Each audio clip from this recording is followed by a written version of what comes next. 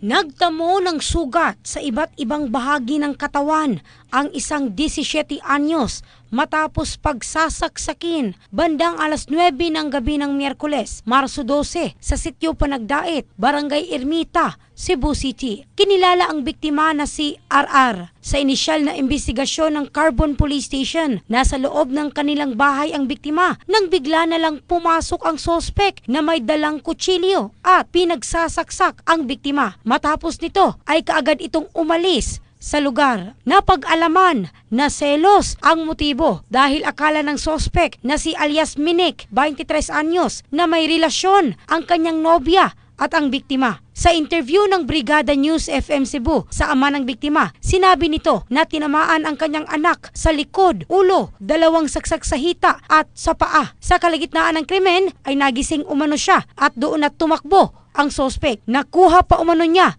ang kutsilyo na ginamit ng sospek. Nasa kanyang tansya, nasa 6 inches ang haba. Mabait at tahimik na bata kung kanyang ilarawan ang kanyang anak. Ngunit inamin na close ang kanyang anak at ang nobya ng sospek. In the heart of changing lives, ito si Michelle Craste ng Brigada News Philippines, the Music News Authority.